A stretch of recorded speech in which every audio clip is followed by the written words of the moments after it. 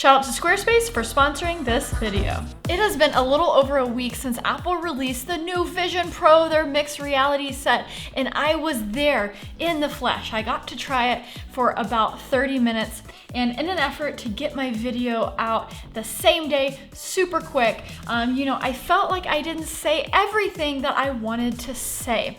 And well, the news cycle has been kind of crazy this past week with a lot of negativity, like a lot. Now, I will say for the people who've actually tried it, me included, I definitely think we have more positive things to say than negative, but I totally understand where some people are coming from. So that's why I feel like it'd be fun for this video for me to react to your comments down below, because there's almost 1,000 of them, and some of them are funny and some of them are insightful. And I feel like that's a good conduit to get the rest of my thoughts out to the world. And excuse a little bit of the mess in the background and a temporary setup. We are still settling into our new place here in LA.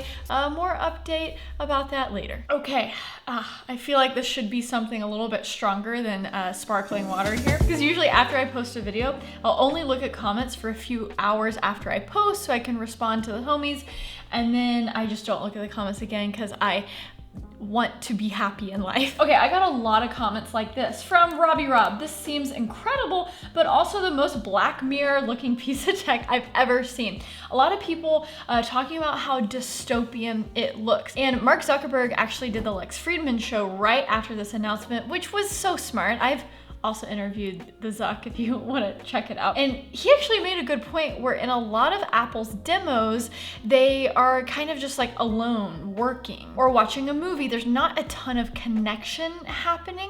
And when it is, you're FaceTiming someone, which was cool. I got to do that demo of FaceTiming like a digital avatar of someone else with the headset, which was just really cool. It worked really well. But the Zuck actually had a good answer to this. And he was just like, our headset is for connecting people. We're very focused on social interaction, communication. Play games with people or go into different worlds and to socialize, and that's not what Apple is doing. So only time will tell how people actually use the Vision Pro, but as I've thought about it more, I'm like, oh wait, okay, they really demoed this as purely a mixed reality headset. They really want you to mix this within your environments and take those 3D photos or work on your MacBook and have multiple screens or keep your headset on while you're folding laundry, right? And then do a FaceTime. And that reality makes sense with glasses, but that big headset that looks like a VR headset, I think that's where a lot of people's disconnect is, which makes sense. I'm over here just waiting for like a really cool game to come out or something like that. But then you think about the keynote and they didn't demo games. They didn't demo a cool working out app. So when it comes to VR, things like gaming, where you're just fully immersed, I guess I didn't realize until, now that I'm like, oh, that's not how Apple is marketing this. This is not what the Vision Pro is gonna be. Time will tell, again, with what are developers gonna build for this, and I would love to see what games on their platform look like. But this is definitely more of a mixed reality headset. There were definitely some positive comments. People are excited about it. But then there's always a comment like this underneath where it's like, waste of money. So there were a lot of comments like this where people are like, oh, I'm intrigued, but I'm gonna wait a few years. I'm gonna wait a few years for the cheaper model. I'm gonna wait a few years for the one more focused on gaming. I'm gonna wait a few years for the glasses, right? And where this gets interesting and a little worrisome, right, is people have been saying this about VR AR for a long time. They said it when the first Oculus came out. They said it, just a couple years ago with the Quest 2, like, oh, that's cool, but I'll just wait. I'll just wait. And it has to get to a certain point where something has to hit. I don't know if it's as mass market as an iPhone. A lot of people are comparing this to like an iPhone moment, and I'm like, I don't think it's an iPhone moment where even at its peak sometime in the future, where as many people who have an iPhone are going to have a headset. I just don't think it's that big.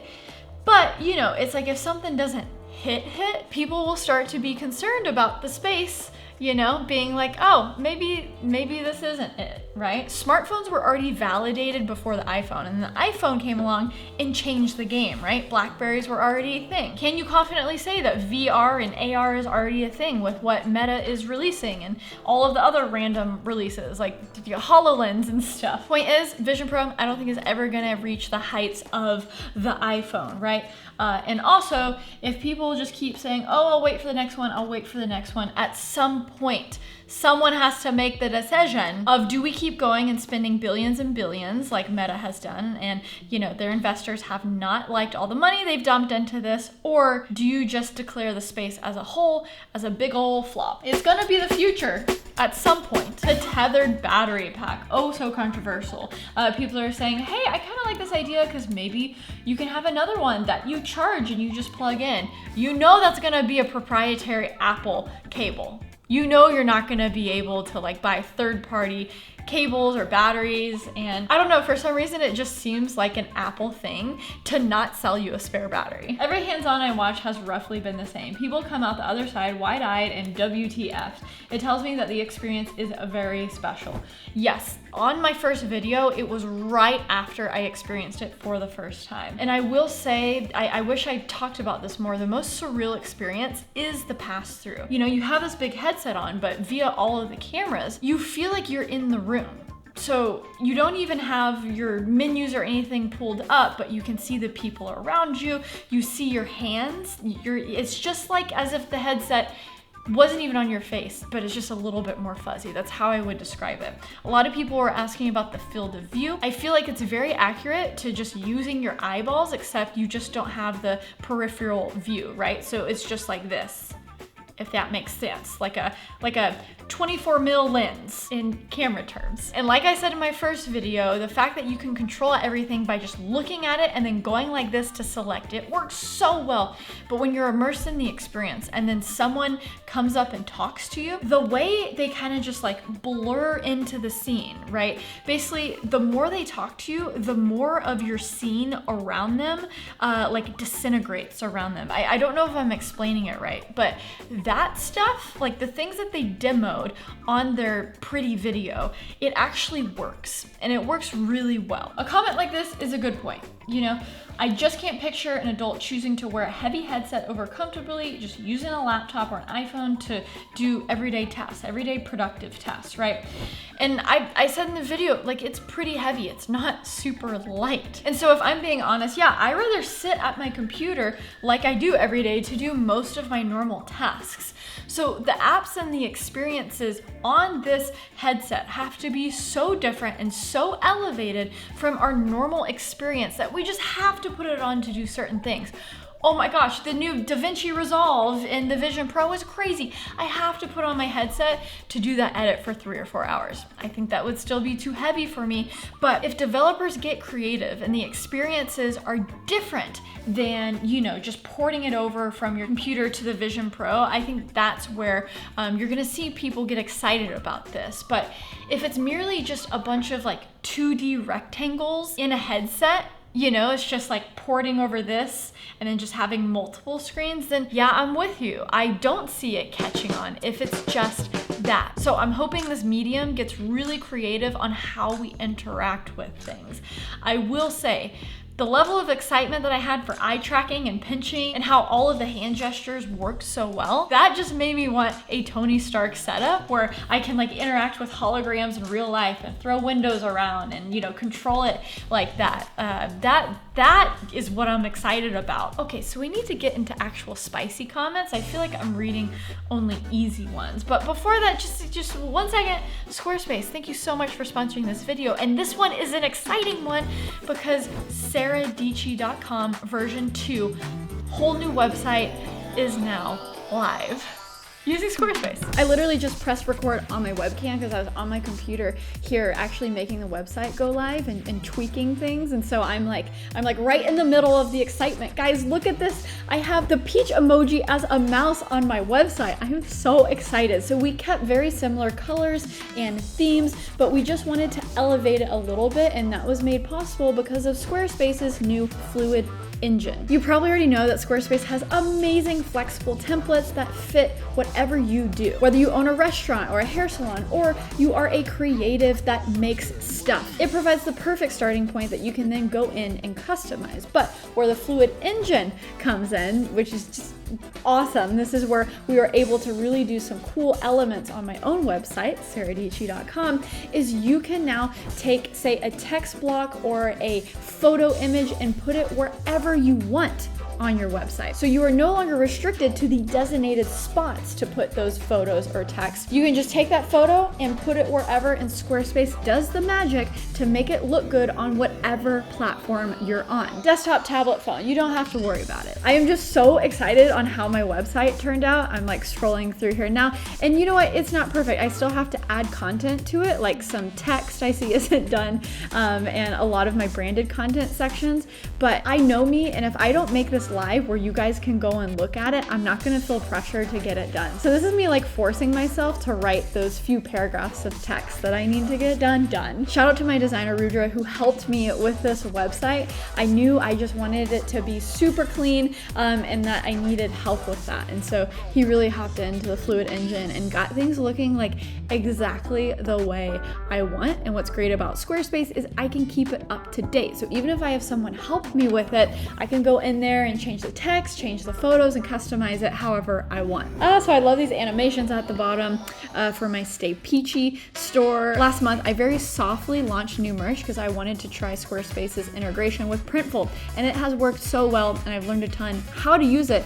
And so that's just via Squarespace. You can do so many things with Squarespace, not just sell digital goods, but physical goods as well. And that is something that you can literally go and buy a Stay Peachy shirt right now. It works. I'm excited about this. I'm really stoked that I get to share this with you guys. So, if you want to test out Squarespace for yourself, you can go to squarespace.com for a free trial. But if you're ready to get started today, go to squarespace.com/saradietschy, that's me, for 10% off your first purchase of a domain or website. Okay, back to the video. So make sure to check out that link in the description below. I thought, hey, new place, new website, new me.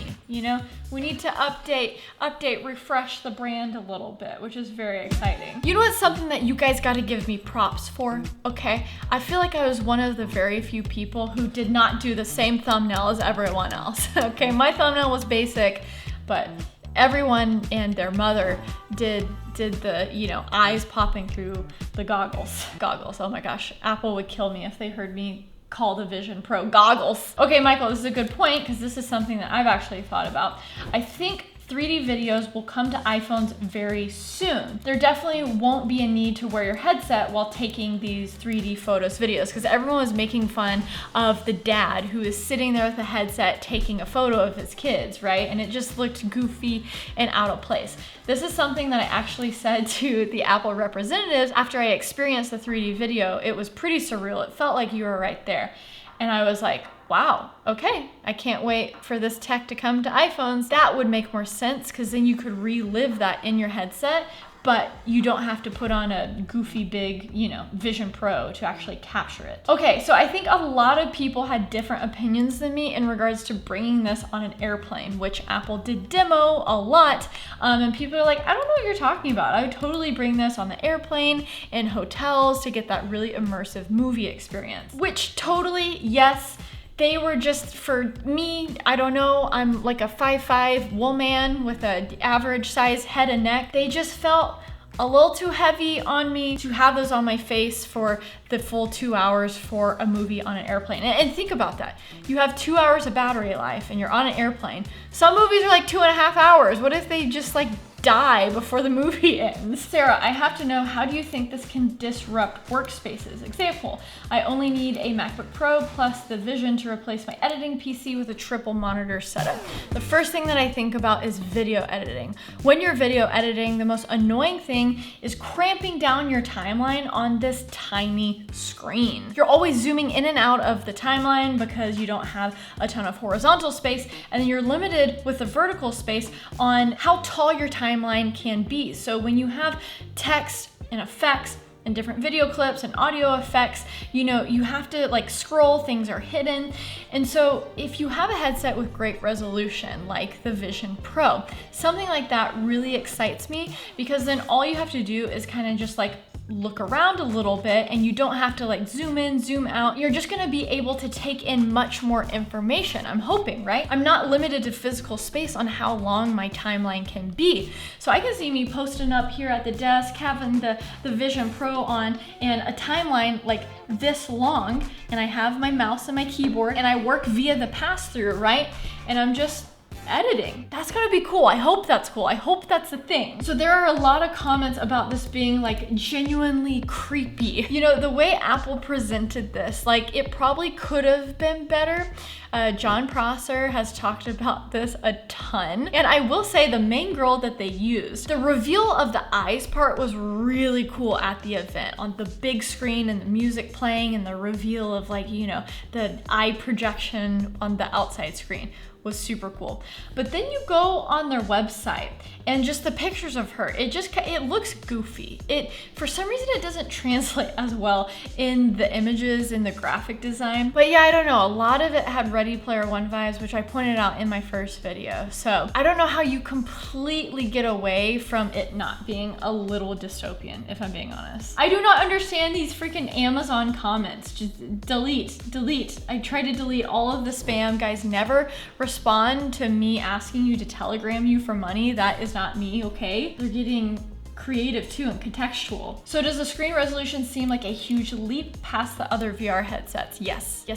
But in the Mark Zuckerberg interview, he mentioned that, and it seemed like he kind of just like glossed over it. Like, well, if that's what you want. The companies, we've basically made different design trade-offs to get to the use cases that we're trying to serve. In my experience, when I was reading an article from close up, far away, it was crispy. It was so crispy. So I talked about the Quest being annoying in regards to software and just logistically logging into things and etc. Someone was like, when you put on your Quest, it is a nightmare to log in and use the apps. Come on, it's not that difficult. I don't know, it's pretty, I guess if you put on the Quest and you go to the same game every time, sure. But the moment you try to do anything different, it is a pain in the butt. If you haven't put it on in a while and it needs updates, or, oh, okay, you need to get rid of your Facebook account, you need an Oculus account. Oh wait, no, you don't need an Oculus account, it's a Meta account. So is it a Facebook account, or no, what about this over here? Or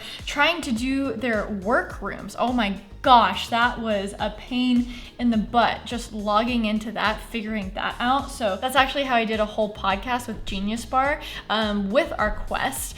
We basically screen recorded like a workroom session. Or was it another app? I don't know. It took us literally an hour to figure out how to do that podcast. If you try to do anything other than just play a game on the Quest, it's difficult. So my point with saying that is Apple is so good with their software stack, right? And you just log in with your Apple ID, and I'm sure you can hop right into FaceTiming someone or using any of their apps. That is the biggest advantage that Apple has. Okay, a lot of comments of basically people being like, and we thought communication was bad. Now with all the fancy gadgets, it's only gonna get worse.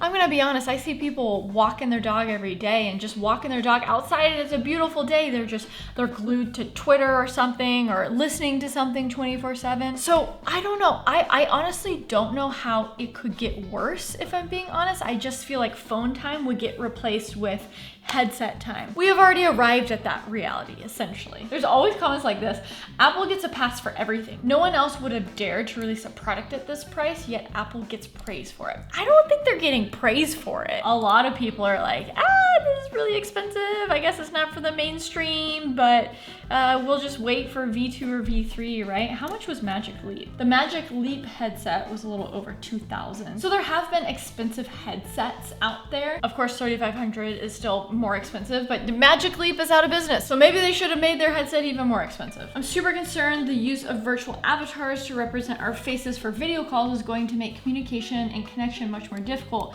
for the deaf and hard of hearing because the lips will be harder for us to read. Not a fan of this trend I'm seeing from Google Starlink, Nvidia, and Apple to render people's faces as digital avatars. Okay, something I will say, the digital avatar, when I was doing the FaceTime, you could see their hands. So they were a little bit more faded than the face because I don't think they want to be the main part of it.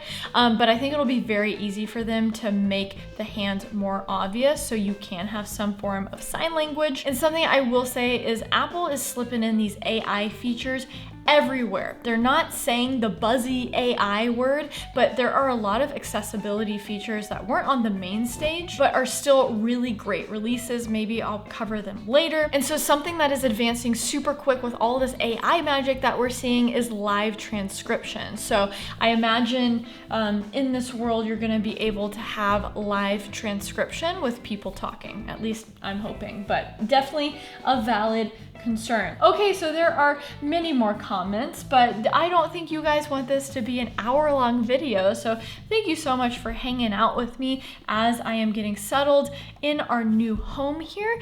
I'm definitely gonna need to take this month to organize a whole new kind of like miniature studio. I'm going to transform one small bedroom into my studio instead of having a whole office this time. So I think I'll make a video about that so you can hang around for that, and I might do a few more casual videos and then we'll hop right back into hard-hitting tech creative life videos. So everything is all the same, I guess. Let me know if you like this video. Hit that subscribe button down below for new videos every single week, and leave a comment down below. Do you have a spicy take about the Vision Pro or anything that they announced at WWDC? I will be covering iPadOS and iOS closer to the actual release in the fall, so you can actually use it, right? I don't think a lot of people are hopping on the betas, but yeah, the only thing left to do is to, I guess, we'll stay peachy. Okay, bye.